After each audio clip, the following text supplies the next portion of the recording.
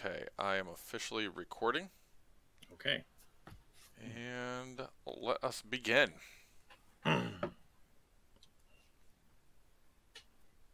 You do the intros on this thing, man. Oh, fuck. All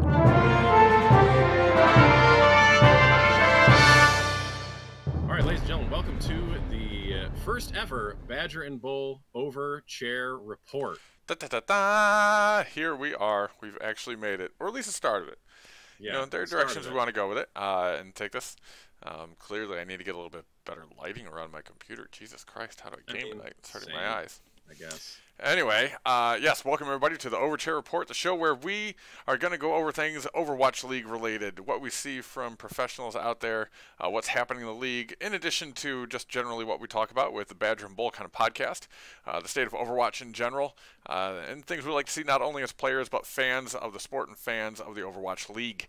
It looks to be really fun, especially what we have planned for it, and especially as this stage 2 that we're in now, Tim, next week, in fact. It comes down to Toronto and Philadelphia actually taking on their first match together. Yeah. I am excited about this one. I am pretty stoked. Just because it's looking to be good. Toronto, pretty solid team. Philadelphia having a little bit of backslide here going into stage 2. Well, they played the XL. So... Yeah, so anybody's going to have a bit of a backslide, really. But quite honestly, from the approach that Philly took, and bear in mind, folks, we're recording this on the 5th of April here, and Philly has another game yet to play tomorrow, but they played one Thursday, today's Friday, and Philly played NYXL leading into stage 2, so we have yet to see how they're going to do against Miami. But, even though Philadelphia got swept, I'm really kind of happy with how they came out playing on Thursday there, only because it looked like they were having fun. Right? They actually brought out Baptiste. First team to do so. They brought him out. They were swapping off onto DPS just because they could. Looked like they were actually having fun getting in there and playing the game. And yeah, they're going up against NYXL. There's quite the history between Philadelphia and NYXL, considering season 1 grand finals playoff upset that they pulled off. But it looked great. It looked really great. And going into stage 2 now, I think we see a lot more teams having a lot more fun with the current state of the game. GOATS is still the dominant meta, that 3-3, 3 tanks, 3 healers. But we're seeing a whole lot of teams just being like, no, we're going to run DPS. We're just going to do it. And the one thing I've seen primarily is I've seen teams go in with a DPS that fits that particular point that they're trying to capture, or that particular even choke point, and they will get to an ultimate, use it, and then be like, all right, that's it, I'm swapping, and I don't care. Like, the swaps are fast right now, which is really cool. I really like this. Yeah, well, I think what you're seeing is that the teams that maybe underperformed in stage 1, trying to play GOATs, trying to play 3v3, are just like, well, that didn't work.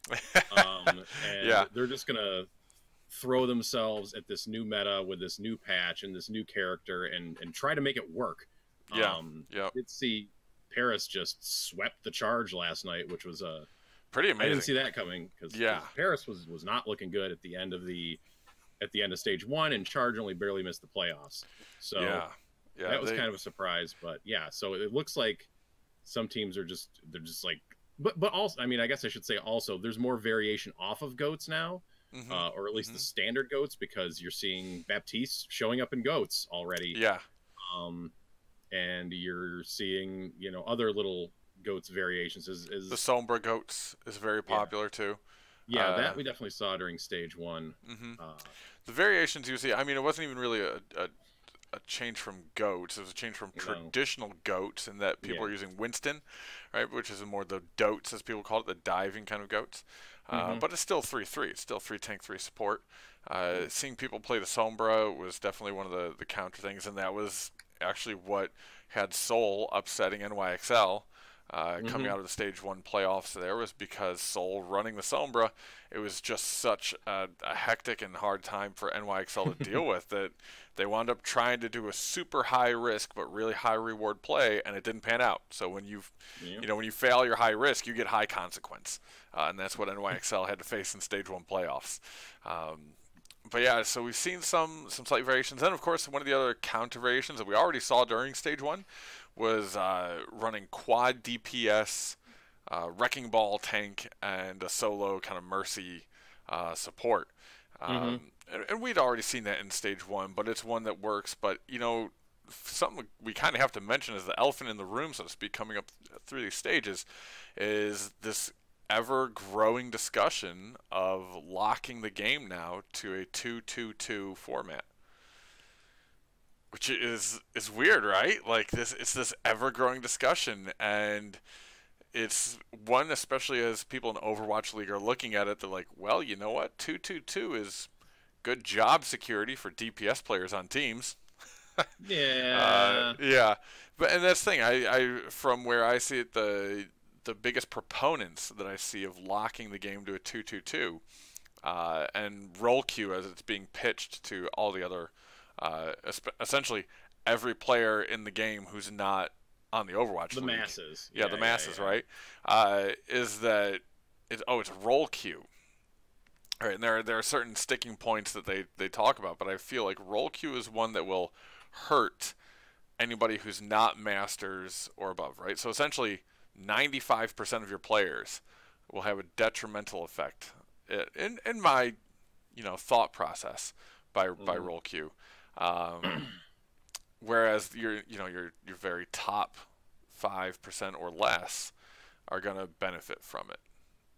But this is something that's gaining ever-growing momentum in discussion. Yeah, well, it's like that, and like hero bans are things you hear about. Like some way, this is just kind of coming off of what's been now.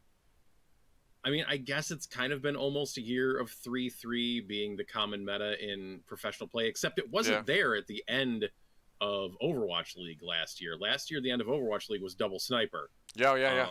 It didn't really gain traction on the ladder and in other, you know, professional play until kind of like the fall, like summer, fall, and then of course stage 1 was full of it. Yeah, only through seasonal contenders. You know. Yeah, so this has people looking at the game being like, well, they hate goats. Goats needs to change. Like, how can we change goats? Well, if we lock people to 2-2-2, then you can't do that, right? Then there's obviously it just locks out the possibility of goats.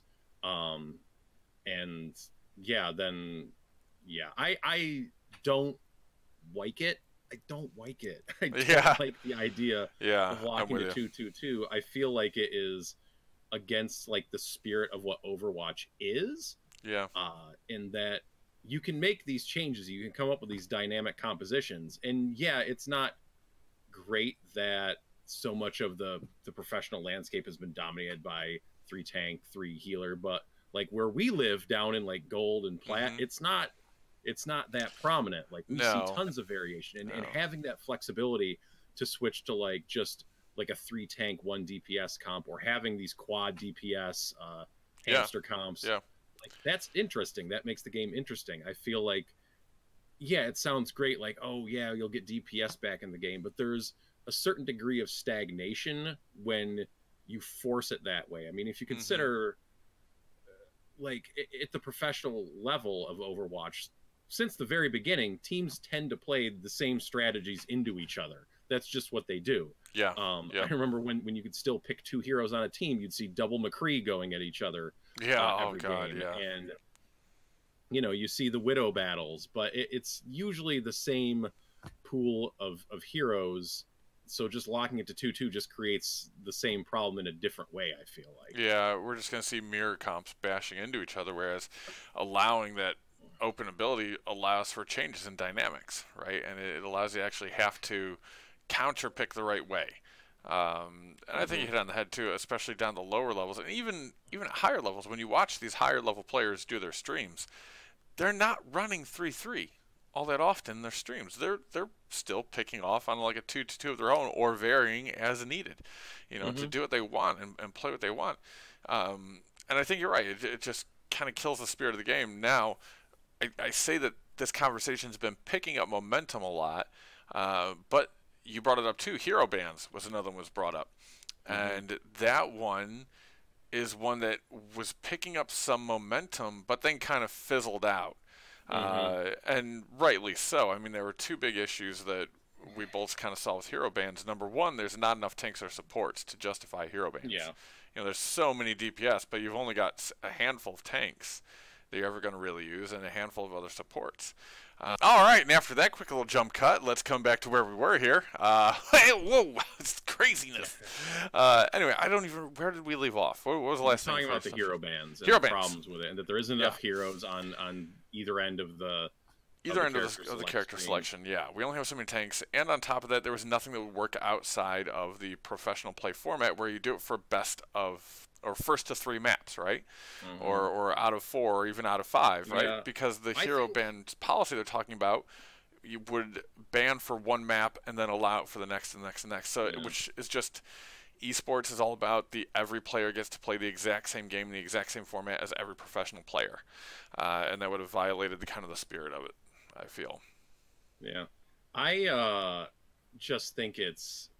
Because people look, it comes from people watching, MOBAs, and that's a totally different game. Oh my God, yes, and not just the fact that you have more heroes, but like the matches themselves are longer, and you can't swap in the middle of a Dota match. You can't do that. In Overwatch, you can do that. So theoretically, the way the game is kind of designed, if there's a problematic hero, you should be able to find a counter for that hero and switch to it and flip the game over. That's absolutely. Another thing too about hero bans in games like Dota and in Heroes of the Storm and League and things like this is their ban system and everything else grew as the game grew. Like, you had to get up to so many heroes before you can actually justify bans, and there needs to be. I know people oftentimes also complain that, oh my gosh, Overwatch has such direct counters to other heroes and blah blah blah. Well, that's due in nature to the FPS kind of elements of the game and everything else. But yes, you're going to have direct counters, but also before you start introducing hero bans, there needs to be like multiple counters and multiple ways to counter and ways that can fit within somebody's playstyle. I mean, League has over 100 different heroes, right? Yeah, same with Dota. Dota, over 100 different heroes. So you can, at that point, you're not worried about banning your counters. You're just wanting to ban things you and your team don't feel like dealing with. Yeah. Well, you can also spec heroes in different ways in those games too. So there's a lot more. Even if a hero is available, like it's just such a different genre. Things. It's just something that people need to consider. But and then when it comes down to those kind of changes reflecting on the ladder on the game that like we actually play.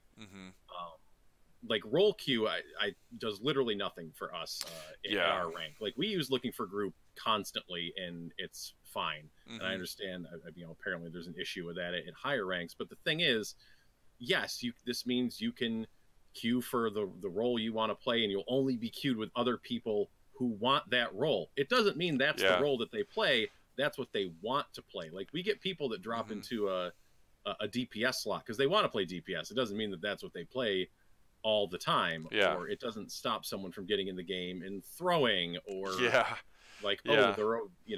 a one trick, they play one hero, like great, like that doesn't actually solve a lot of queuing problems. Like no, it doesn't. It just doesn't help. That's the thing. It doesn't help against boosters, throwers.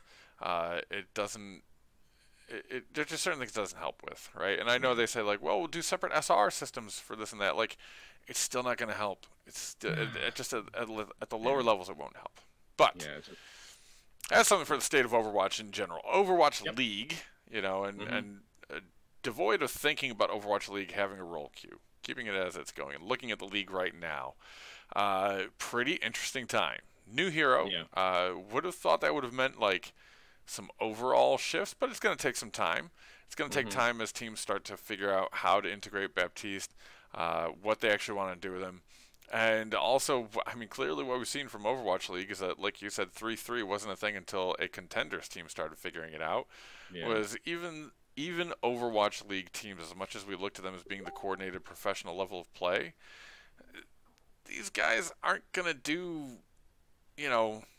anything the stakes are too high for like, okay, we're going to go experimental out in our match, and we're going to go and we're going to try this wild strat, and then it doesn't work, and then like it's kind of the lower levels in the ladder, and contenders is a proving ground for strategies like that, and then the pros can look at it, the top percent can look at it and adapt it to their game, and then see if it works. And man, yeah, goats still works. Oh yeah, that still works like crazy. Well, I'm hoping that we'll just they drop this big balance patch. There's like 20 different heroes got touched along with a new hero, and you're hoping that out of that, and what we're hoping to see is just more variation, like more options available. Not necessarily like a hard counter to goats, like you switch this and then it's over, but like something that works. Maybe even better against it than a well-played quad DPS hamster comp. Yeah, and something that appeals also to variances in play style, right? A lot of people look at stats and they look at kit of a hero, which is a good place to start, but it's also what heroes do you do well with. And if, suddenly this, balance patch that hit gives heroes in your hero pool viability, then go ahead and run with it. There's a lot of really cool changes with this one. Yeah, there's like more damage on Pharah, more damage on Junkrat and Soldier and McCree's alt. Oh my god, They just create opportunities to do different things. So I'm hoping, like, right now the stage, the competitive play, like just over the course of the first, not even completed 2 nights, it looks a lot similar to what we saw last stage. But I'm thinking as the stage goes on and teams get more time in with a new hero and the changes, that things might look a bit different by the time you get to the stage finals. Yeah, absolutely. I think that's what a lot of people are hoping for. And we got 2 more stages. There's at least 1 more hero drop that should come in somewhere in there, right? Yeah, maybe. Yeah, you might see a hero come in for like the very last stage. Yeah, so they might be around for the finals. Yeah, for the very last bit. Like, hey, it's playoffs time. New hero. Let's go. Yeah, I kind of expect to see this. Like, if like the larger hero patches, or just the balance patches coming towards the end of a stage to the main servers, so that way they can implement it, which is a lot better to their credit than what they did last season, which was not do that and having the entire stage 3 was like vastly different than what everybody was playing. Well, they didn't have Brigitte at that point. Well, they had the Hanzo change that came out. The Hanzo rework happened, and they held off on putting the Hanzo live until stage 3. It was like the playoffs. Yeah, until the playoffs. Yeah, it was. It was this huge thing. Behind. They're basically always a patch behind. Is basically and it felt like Overwatch League was running in the past, last season. Whereas right now, like, this feels really cool. Feels really good as a viewer. I think it went live, Baptiste went live in competitive like this week. Yeah, like right before stage 2 started. So they're basically right on schedule, even though the balance changes were out 2 weeks ago, just before the end of stage. Yeah, so the balance changes were out like around stage playoffs. And even then, like Baptiste was in PTR a week or so before stage playoffs. Yeah, so which was good. It gave the community like this play around time, mess around with the hero for a little bit, mess around with any balance patches going on in the PTR, and then he was brought in, and there was this. A stage playoffs and then a week off, and then all of a sudden he's in competitive. And that schedule of timing of patch release felt really good. Yep. Definitely felt really good. Yep. So we've got some time until we see another one of those. So you've got stage 2 that we're going to get through. We're going to get through the All-Star, which is now in the middle. It's no longer on the end. So the All-Star break will be in the middle. And then we'll roll into stage 3, and probably you'll see something similar where in the stage 3 towards the end, we'll start to see hero release. In the All-Star event, we should have this. Well, not even the All-Star. Towards the end of stage 2 here, All-Star should be the Uprising event, right? That should be starting they should be teasing that within the next week. It should be getting teased, because it starts around May, doesn't it? I actually saw a thing in my Facebook memories of all places when our friend Robert was asking us about the Uprising thing from last year, and that was starting on the 10th. So, we should be hearing about it soon. Yeah, there should be stuff coming down the pipe. And so that's usually kind of the best event of the year. Yeah, really fun events. Last year's was really fun. Good lore and stuff, Yeah, the good lore updates are always great. And here's hoping for a cinematic. So that said, I think we're ready to get into some comp time ourselves. Yeah, that's going to do it for us this week on the Overchair Report. We'll come back with more. Definitely look to see this upgrade in the future, and look as we try to expand on this and what we're going to do with this content pieces. But, I think Tim did the right thing in kicking me in the ass on this one, folks. Yeah. So if you like seeing more of this, tell Tim to kick me in the ass more often, because even I got to remind myself it doesn't need to be picture perfect what you imagined every time. If you want to have fun and engage with the community, just get out there and do it. So we're going to do these things. Please, by all means, feel free to give us some feedback, leave some comments below, hit us up anywhere you can find us, at Mahoney Red on Twitter, Instagram, that kind of stuff. Tim is Ecubizer on Twitter. And not on Instagram. And and so we've got I will say, actually, one last comment. Something I am noticing is more Soldier in Overwatch League. Yes. Because they buffed his damage, and like the Defiant 1 point, right? Right now. Yeah. And that means all the difference. That it was one, 2, actually. Was it 2? Yeah. I think it was 2. Yeah, and that's it. But they made a couple changes to him, and he's seeing. Oh, and his sprint engagement is great now. Yeah. Sprint. Yeah. Yep. All right. But that's gonna do it for this episode. That's gonna do it. Thank you, folks. Tell Tim to kick me in the ass more often as we crank this up, and we look forward to seeing you guys more soon.